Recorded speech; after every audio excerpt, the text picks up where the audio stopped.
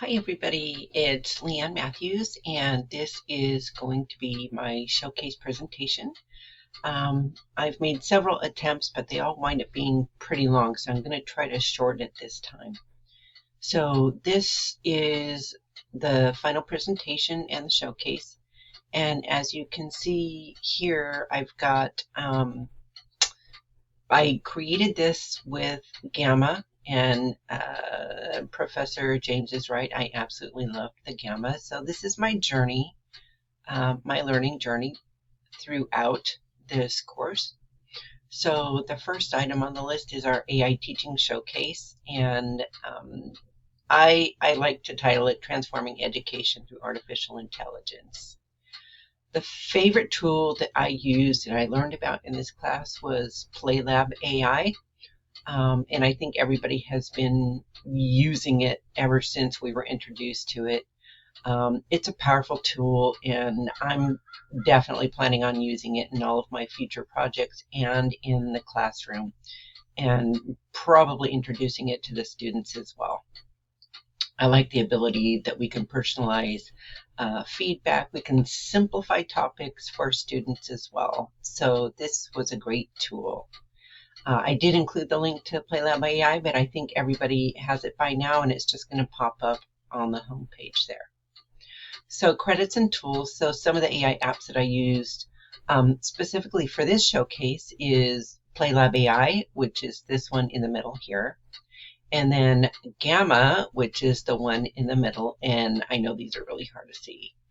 And so the last item I used was ScreenPal to record this video.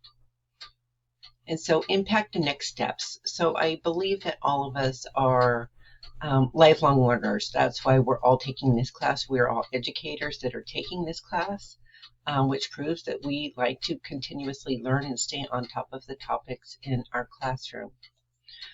Some of my expected gains by taking this course was to improve my student engagement. Teaching vocational nursing is quite difficult because there are so many topics that we have to cover in a short period of time.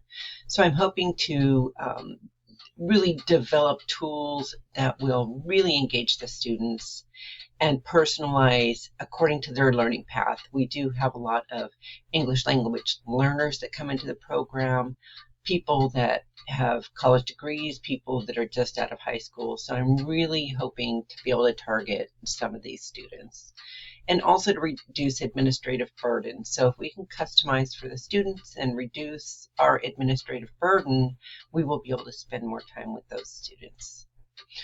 I also enjoy tracking metrics, and I think it's really important, and it's very important for our part of the program. So for continuing education, one of the performance metrics that we are required to track is student completion and certificates that we issue. We also want to make sure that the educators are using all of the AI appropriately, that they're saving time on grading, that they receive assistance developing lesson plans, assessment creation, whatever it is that they choose to do. And then don't forget the ongoing questions that we're always going to have when using new instruments is there will be additional ethical implications. What are they right now? We don't know. And then is this scalable in the classroom? I believe it will be, but I also believe that maybe we want to limit the number of tools that the students are going to be using in the classroom. And I'm also curious to know how these tools are going to integrate with our learning management system that we use here, which is Canvas. Equity and integrity. So we did learn about guardrails and accessibility. So I do plan on implementing all of this whenever I'm developing my AI. We have our AI policy chatbots that we can use to make sure that we implement fair and unbiased policies in the classroom, and to ensure that they are accessible for all students. I included the equity chatbot there, so we are welcome to click on this as we get further along, or if you want to take a look at it. I think we all use kind of the same equity chatbot and shared that during class as well. This is just a policy snapshot of some of the things that I did regarding student-centered AI guidelines. So this little AI generated thing here. So we did develop specific AI tool usage for our policies, which was quite interesting. It was one of the more challenging sessions that I had, and I realized that I finally had to cut off the AI while using the Socratic method, because it just kept asking questions and more. I finally said create the policy, which I think several people experienced as well from some of the discussions that I read. I'm planning on introducing to learners through an orientation page in all of my Canvas shells, so that they have an expectation of what they can use in the classroom, how to use it, and some of the tools that they will be allowed to use. So AI enhanced unit, this was the unit plan development that we did practice on. I just dropped some of my items into here. We did do a development of the artifacts, and so I did one of each type of artifact just so I could see the difference in some of the items that weren't previously investigated. I also did a snippet here and just did a screen print of my unit plan development, which was quite interesting. It developed an entire lecture and lesson plan for me, so I was very happy about that one. So that brings me to the end of the presentation.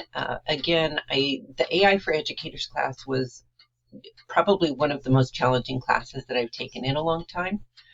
However, it did force me to stretch outside my comfort zone in learning a lot of these new tools, of which I had not been exposed to prior to this class.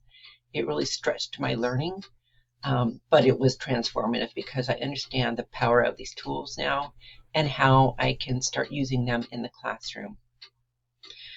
So I want to give credit to the attributes. This presentation was created using Gamma. All of the images that you see in this presentation were generated through Gamma's AI program.